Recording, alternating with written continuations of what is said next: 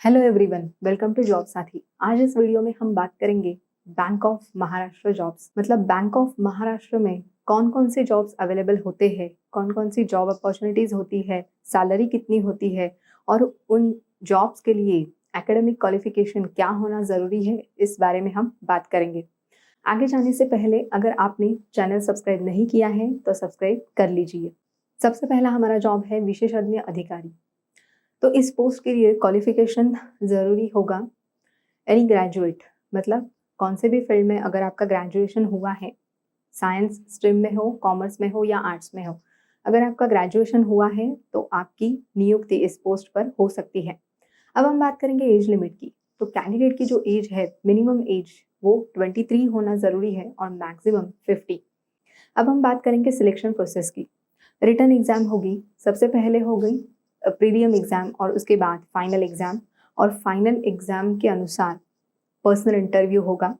अगर आप फाइनल्स में पास हो जाते हो तो पर्सनल इंटरव्यू के लिए कॉल आएगा और पर्सनल इंटरव्यू में प्रदर्शन के अनुसार कैंडिडेट का सिलेक्शन हो सकता है।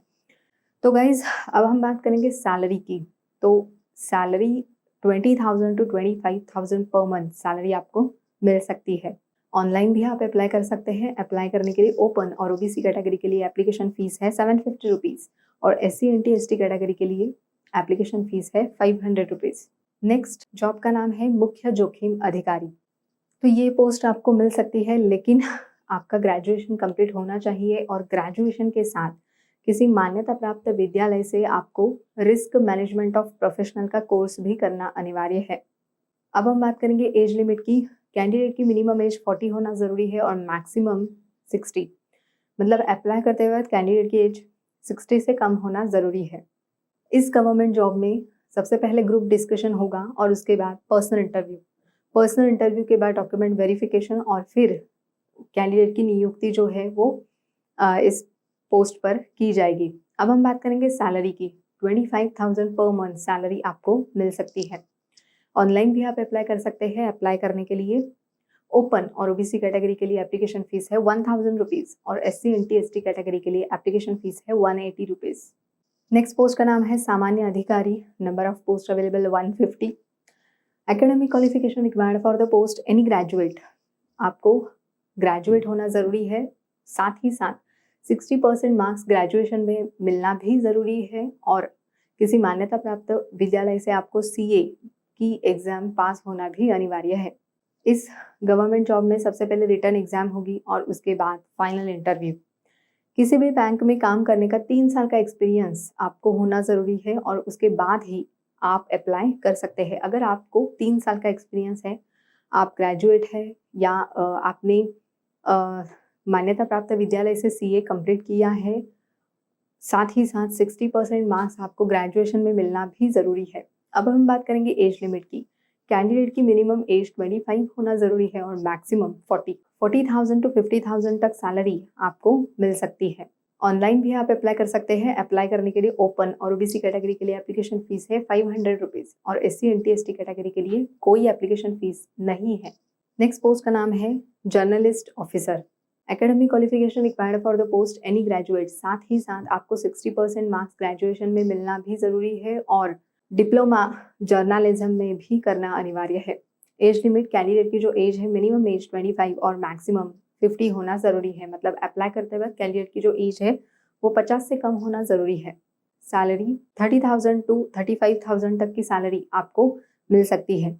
इस गवर्नमेंट जॉब में रिटन टेस्ट, ऑनलाइन टेस्ट के अनुसार कैंडिडेट का सिलेक्शन किया जाएगा। ऑनलाइन भी आप अप्लाई कर सकते हैं। अप्लाई करने के लिए ओपन और ओबीसी कैटेगरी के लिए एप्लीकेशन फीस है 500 रुपीज़ और SC/NT/ST कैटेगरी के लिए एप्लीकेशन फीस है 250 रुपीज़।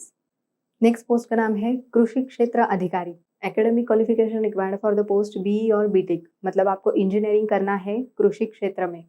As limit 25 to 50। मतलब कैंडिडेट की मिनिमम एज 25 होना ज़रूरी है और मैक्सिमम 50।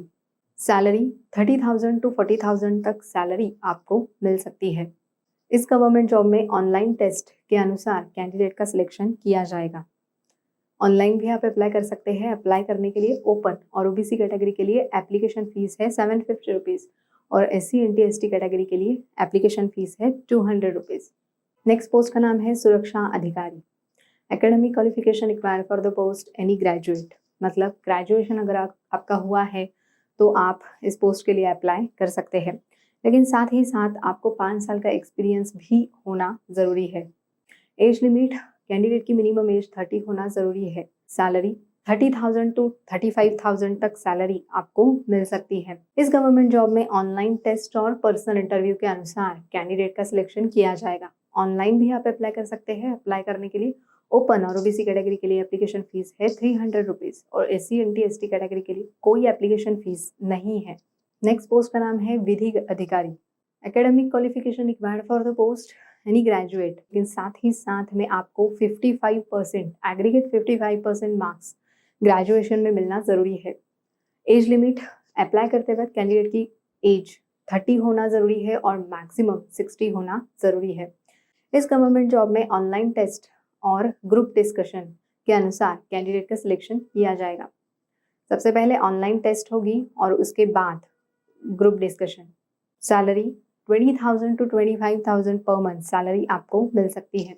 ऑनलाइन भी आप अप्लाई कर सकते हैं। अप्लाई करने के लिए ओपन और ओबीसी कैटेगरी के लिए एप्लीकेशन फीस है 600 रुपीज़ और SC NT ST कैटेगरी के लिए एप्लीकेशन फीस है 300 रुपीज़। नेक्स्ट पोस्ट का नाम है कार्मिक अधिकारी।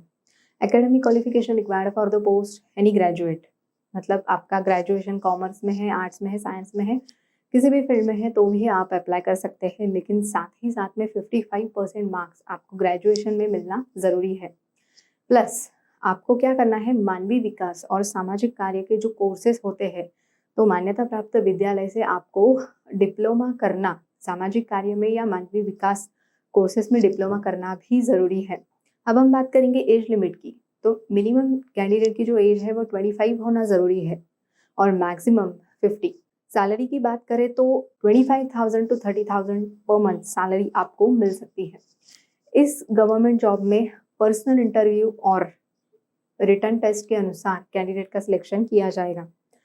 ऑनलाइन भी आप अप्लाई कर सकते हैं और अप्लाई करने के लिए ओपन और ओबीसी कैटेगरी के लिए एप्लीकेशन फीस है 600 रुपीज़ और SC NT ST कैटेगरी के लिए एप्लीकेशन फीस है 300 रुपीज़। नेक्स्ट पोस्ट का नाम है IT support administrator. Academic qualification required for the post BE और BTech इन IT और computer science. Age limit, apply करते वक्त कैंडिडेट की मिनिमम एज जो है वो 30 होना ज़रूरी है और मैक्सिमम 50, मतलब अप्लाई करते वक्त अगर कैंडिडेट की एज 50 से कम है तो ही कैंडिडेट अप्लाई कर सकते हैं। सैलरी 35,000 टू 40,000 तक सैलरी आपको मिल सकती है। इस गवर्नमेंट जॉब में ऑनलाइन टेस्ट के अनुसार कैंडिडेट का सिलेक्शन किया जाएगा। ऑनलाइन भी आप अप्लाई कर सकते हैं। अप्लाई करने के लिए ओपन और ओबीसी कैटेगरी के लिए एप्लीकेशन फीस है 1,180 रुपीज़ और SC NT ST कैटेगरी के लिए एप्लीकेशन फीस है 180 रुपीज़। नेक्स्ट पोस्ट का नाम है Windows administrator. Academic qualification required for the post BE और BTech in electronics engineering plus 3 साल का एक्सपीरियंस भी होना अनिवार्य है। एज लिमिट की बात करें तो अगर कैंडिडेट की एज 30 से कम है तो कैंडिडेट ज़रूर अप्लाई कर सकते हैं। इस गवर्नमेंट जॉब में ऑनलाइन टेस्ट के अनुसार कैंडिडेट का सिलेक्शन किया जाएगा। सैलरी 35,000 टू 40,000 सैलरी आपको मिल सकती है। ऑनलाइन भी आप अप्लाई कर सकते हैं और अप्लाई करने के लिए ओपन और ओबीसी कैटेगरी के लिए एप्लीकेशन फीस है 600 रुपीज़ और SC NT ST कैटेगरी के लिए एप्लीकेशन फीस है 300 रुपीज़। इस वीडियो रिलेटेड अगर आपको कुछ डाउट्स है, कुछ क्वेरीज है तो ज़रूर कमेंट कीजिएगा। Thank you so much and take care.